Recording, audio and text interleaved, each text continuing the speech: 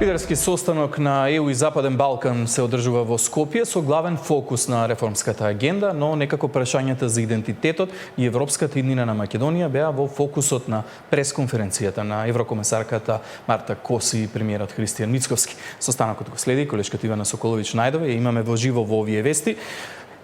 Ивана, идентитетот некако се најде во фокусот на денешната пресконференција. Мицковски и Кос се согласија дека тој се носи во себе, но има различен поглед во однос на тоа што се е дел од идентитетот. Како изгледаше?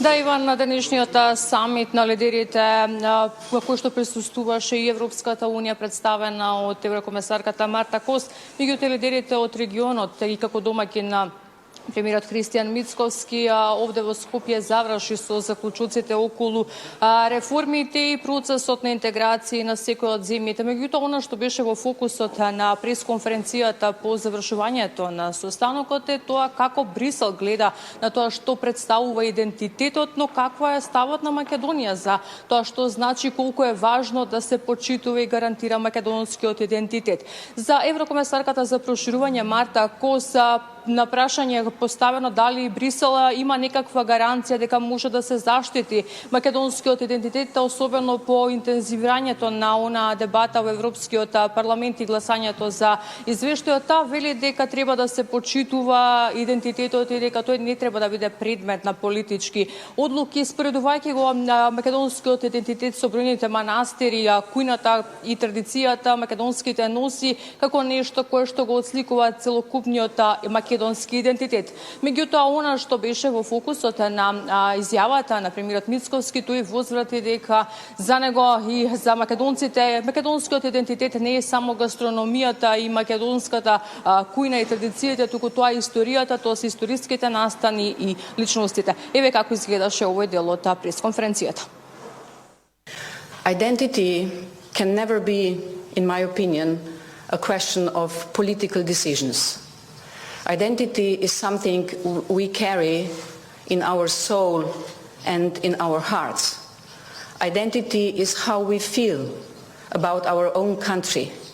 Identity is how we take care about our traditions, like monasteries here in North Macedonia, like Pogača, Tauče Gravče, Pinjor, ili Polneti Pipeti, ili punjene paprike, how we would say in Slovenia. It is how we look on the traditional dresses. It is what kind of relation we have to the elderly people in the country.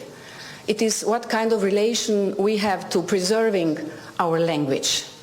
And this is somebody which nobody can take from Macedonians. За мене мојот идентитет не е само прекрасната македонска кујна, туку и Гоце Делчев, и Шапкарев, и Миладиновци, и Линденското востание, и Дамјан Груев, и Јане Сандански, и така натаму, и така натаму. Не знам дали ќе го споделат истото мислење колегите од Исток, но тоа се луѓето кои што се дел од нашиот идентитет, македонски идентитет. Да, ова изјава на комесарката Кос дефинитивно го одбележа денешниот настан. Ивана, и Филипче имаше денешка средба со комесарката Кос. Како тој гледа на целиот овој процес? Да, Иван, на маргините на денешната лидерска средба Марта Кос си на намаса и со опозицијскиот лидер Венко Филипче. Тој по средбата порача дека имал конструктивна средба и разговори со еврокомесарката за проширување, велејќи дека и на него му е пренесена пораката дека уставните измени и реформите се неопходни за продолжување на македонските интеграции. Тој вели дека сега не е време за политички калкулации и дневни политички поени, затоа повика на национално обединување, односно да се договори кои ќе бидат националните интереси според него за да се продолжи европскиот пат на земјата. Побарав поддршка од еврокомесарката и од неа лично и од сите европски институции да се откочи нашиот евроинтегративен пат и сакам да порачам дека ова не е време ниту за калкулации, ниту за тесно и ситно партиски интереси. Ова е време во кое што секоја една партија треба да даде се од себе, да продолжиме по патот на евроинтеграција, да се отворат поглавијата, повикувам да седнеме заедно, да точно дефинираме кој е начинот на кој што сите политички чинители ќе соработуваат со цел да земјата тргне напред. Како што реков на почетокот, фокусот на состанокот беше реформската агенда. До каде сме ние со реформите и како се врзани тие со финансиската помош од Брисел? Да, Иван, фокусот на денешниот самит или состанок на лидерите од регионот беше токму планот за раст и реформската агенда. Земјите од Западен Балкан денеска добија пофалби од еврокомесарката Кос, велејќи дека 75% од зададените реформи кои што требаше да бидат направени се завршени, а останува уште 1/4 да бидат целосно завршени, а тоа е врзано пак и со исплатата на финансиската поддршка која што Брисел ја дава за земјите од Западен Балкан. Беше истакнато дека Македонија како земја која што заврши прва со најголем дел од реформите и прва доби пари од предфинансирањето, напредува добро, но и беше испратена пораката дека земјите морат да работат заеднички и дека има забележително голем напредок во однос на реформската агенда. Како што споменав, овие средства се врзани, односно ако не се спроведат целосно реформите до оној крај до 2027 како дел од планот за раст и реформската агенда, парите повторно ќе бидат вратени во Европската унија. Следниот самит кој што ќе биде закажан на есен, практично ќе биде во Албанија и до тогаш се очекуваат голем број на реформи да бидат завршени. Ви го овој дел од изјавите. Овој самит за планот за раст за прв пат се однесува на имплементацијата.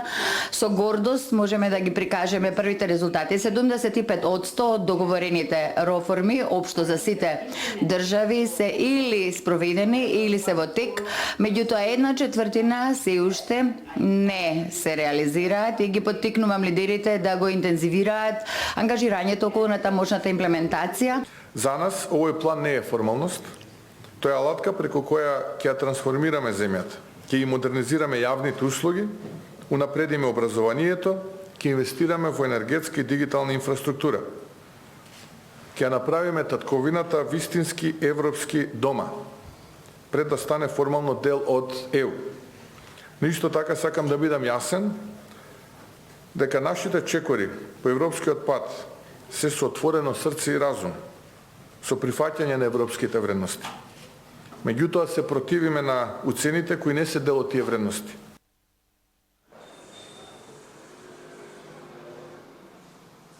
Да, ова беа изјавите во однос на планот за раст и спроведувањето на реформите. Како што кажав, земјите од Западен Балкан имаат рок до наесен, односно до следниот состанок на лидерите да бидат завршени голем дел од реформите за повторна исплата на предвидените средства. Иван?